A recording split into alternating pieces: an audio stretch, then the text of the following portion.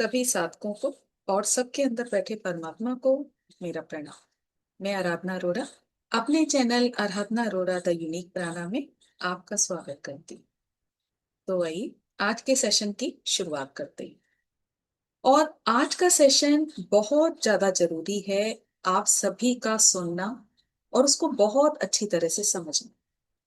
मैं पूरी तरह से श्योर हूं कि इस सेशन को सुनने के बाद आपके अंतर मन की उलझन जो आपके मन में बसी ही हुई है वो जरूर सॉल्व होगी। जो इतने सालों से मन पर भार है, मन पर बोझ है, ये सेशन आज उसी का हल है। तो सेशन को बहुत अच्छी तरह से सुनो और अगर आपको अच्छा लगे तो इस सेशन को अन्य साधकों के साथ भी जरूर शेयर करो, क्योंकि ये सेशन फिर बहुत साधकों की मदद करने वाला है। तो आइए शुरुआत करते हैं। जिंदगी में बहुत सी सिचुएशन ऐसी आती हैं जिसका कसूरवार हम स्वयं को समझते हैं। कितनी ही पुरानी बातें होती हैं, दुख होते हैं, लेकिन खुद को हम ब्लेम देते रहते हैं कि सब कुछ जो भी हुआ वो मेरी वजह से हुआ। एक भार सा हमारे अंतर मन में हमेशा रहता है कि काश उस समय मैंने ऐसा किया होता, काश मैं बोला होता, काश ऐसा हो जाता, वैसा हो जाता। यह जो महिलाएं हैं, प्रेगनेंसी ड्रॉप हो गई या कुछ ऐसी प्रॉब्लम हो गई तो कसूरवार स्वयं को मानती है कि सब मेरी वजह से हुआ। काश वो डिसीजन ना लिया होता, अगर मैं टाइम से वहां पर पहुंच गया होता तो शायद मैंने अंतिम दर्शन कर लिए होते। अगर उस समय मैं डिसीजन लेता या मैं बोलता तो आज सामने वाला दुख ना उठा रहा होता। तो सबके लाइफ में हर सिचुएशन को लेकर कोई ना कोई अलग अलग यादें होती हैं, जो उन्होंने इसका भार अपने मन पर लिया हुआ है और हमेशा एक बोझ उनके अंतर मन पर रहता है, जिन्हें वो संभाल कर बैठे हैं, खुद को उस परिस्थिति का पूरी तरह से जिम्मेदार मानते हैं। अब यहां पर मैं एक परफेक्ट एग्जाम्पल के साथ आपके साथ इस सिचुएशन को पूरी तरह से क्लियर करूं। बहुत अच्छे से आप इसको समझना कि महाभारत के युद्ध में अर्जुन जब अपने ही प्रियजनों को अपोजिट साइड में देखते हैं तो बहुत दुखी हो जाते हैं, हाथ पैर फूल जाते हैं कि मैं कैसे अपने ही प्रियजनों की हत्या करूं, अपने कुल का विनाश करूं, और ये तो मुझसे गलत कर्म होगा ही नहीं, मुझे भारी पाप लगेगा। और अर्जुन बेचैन होकर घबराहट में धनुष बाण सब कुछ छोड़ देते हैं कि मुझसे मेरे अपनों का वध नहीं होने वाला। अब यहां इस पॉइंट पर समझना बहुत जरूरी है। यहां अर्जुन ने सब कुछ इवन सिचुएशन को भी पर्सनल अपने ऊपर रखकर सोचा और स्वयं का डिसीजन दे दिया कि जो भी गलत होगा, मृत्यु होगी, सब उसकी वजह से होगी। अब यहां भगवान श्री कृष्ण उसको बहुत अच्छे से डिफाइन करते हैं और साथ ही मुझे भी मौका मिला कि मैं भगवान के इन शब्दों का यूज अपने सेशन में कर सकूं।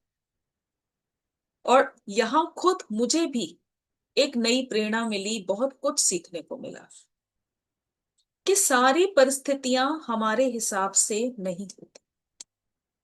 यहां बात अब तुम्हारे कर्मों की नहीं है, यहां अब कौरवों के कर्मों की बात है कि अब उनके जीवन की सिचुएशन ही ऐसी बनी है, उनकी परिस्थिति ही ऐसी बनी है कि चाहते तो युद्ध जीतना थे, पर ये उनकी मृत्यु के लिए ही परिस्थितियां स्वयं उनके द्वारा रचित है।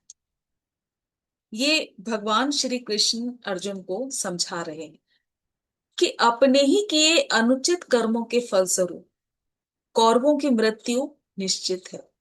हे अर्जुन, तुम नहीं चाहते कि इनकी मृत्यु हो, पर सब कुछ पहले से तय है, तुम सिर्फ इसका माध्यम हो।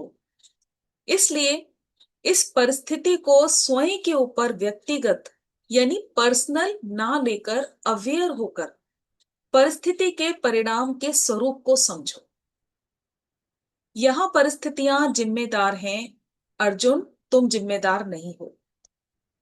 क्योंकि या तो अर्जुन चाहते कि इन सब की मृत्यु हो, इन सबको दंड मिले, बल्कि अर्जुन तो सुलह चाहते थे, परिस्थितियों को ठीक करना चाहते थे।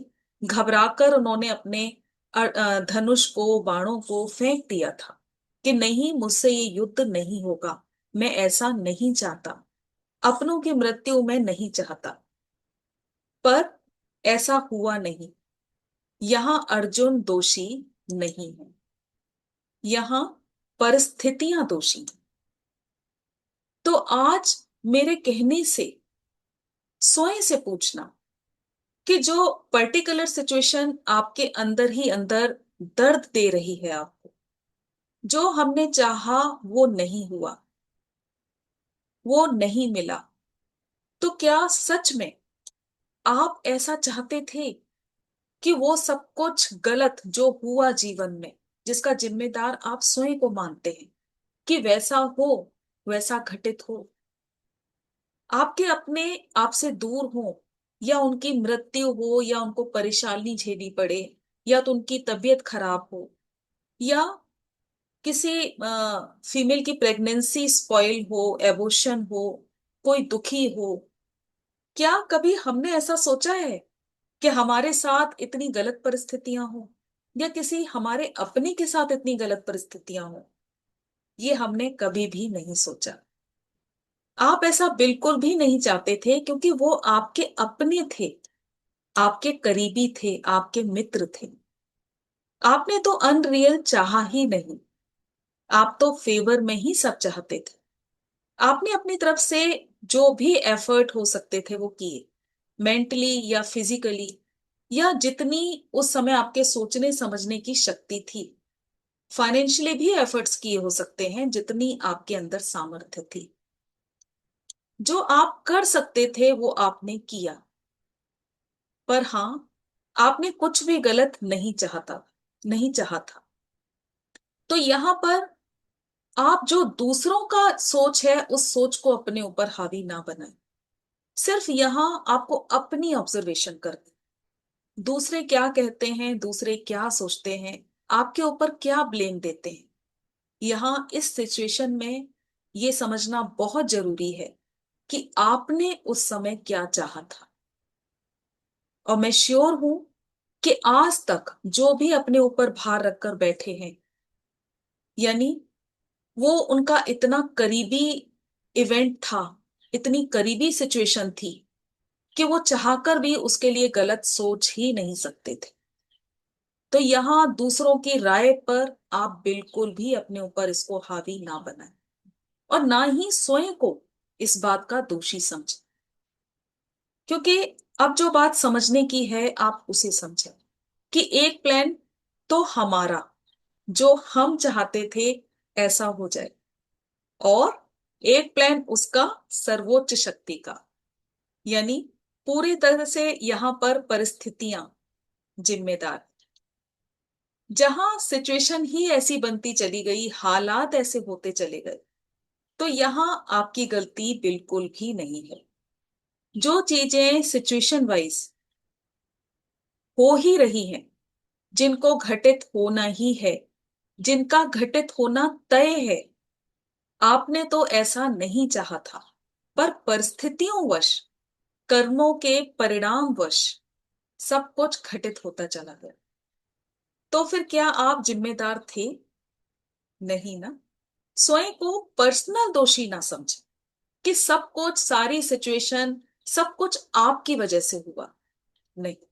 जैसा मैंने कहा कि कुछ प्लान हमारे, कुछ प्लान उस परम पिता परमेश्वर के।